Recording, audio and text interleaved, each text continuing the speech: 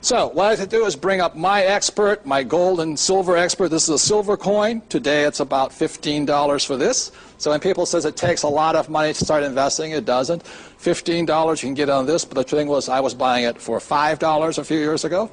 So it's now gone up $10 in purchasing power. So with that, I'd bring up Mike Maloney. Big band for Mike, please.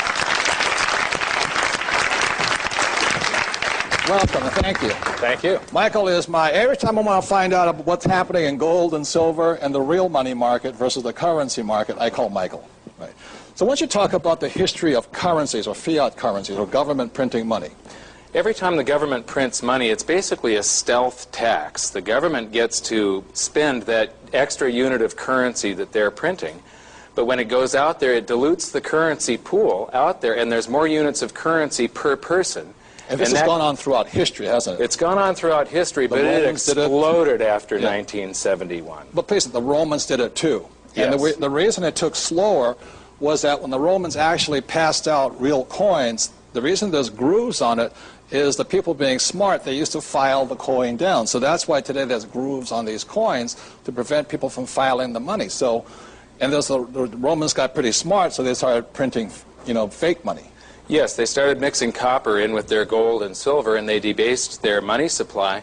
Eventually, they had minted so many coins that their system broke back down to the barter system. They couldn't pay their armies. It was one of the reasons that the Roman Empire collapsed, the reason Rome fell. And this has gone on throughout history, and now today the world is floating on currency, not money. Not money. Anything else you want to say about the history of currencies or advice you have for people? Well, there's been many, many, many fiat currencies in the past, and there isn't one that has survived. So far, they have a 100% failure rate. And in 1971, the U.S. dollar became a fiat currency. And as the government just keeps on printing more and more and more currency, eventually people seek other assets, such as gold or silver. Or real estate or oil. Yes, wheat, iron. There's lots of things that store value. And you will find that if you look at history, that currencies don't store value. Right. And not that long ago, one of the reasons in 1933 that Adolf Hitler came to power was because the German government shifted from money to currency. And it wiped out the middle class. That's why Donald Trump and I have written our book about why the middle class is in trouble in America. One of the main problems is also lack of financial education, but because we have a fiat currency. So many people think my house appreciated in value or gold has appreciated.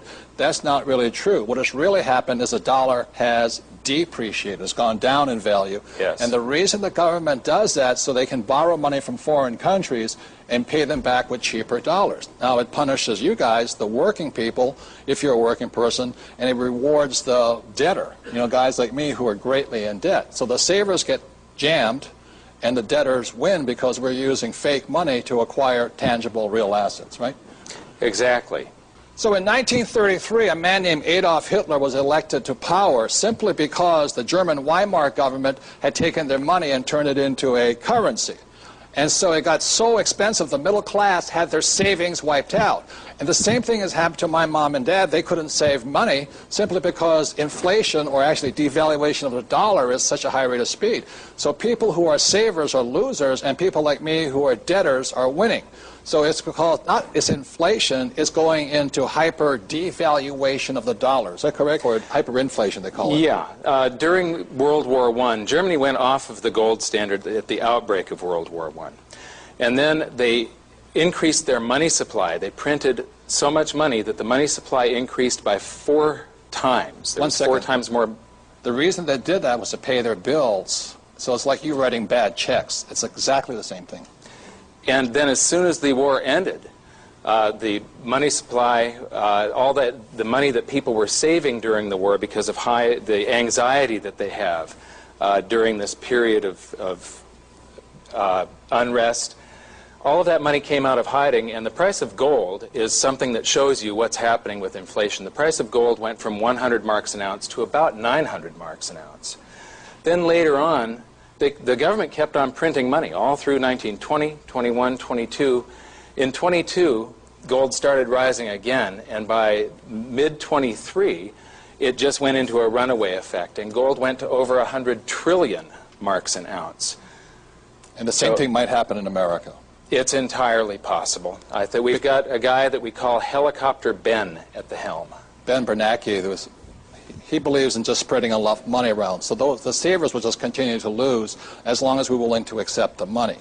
So that's one of the problems of saving money when it's not a money, it's really a currency. There's one more last thing. It's in 1933.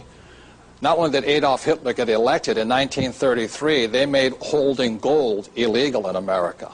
In other words, you could be arrested for holding gold. I mean, that's how powerful the government wants to protect their currency.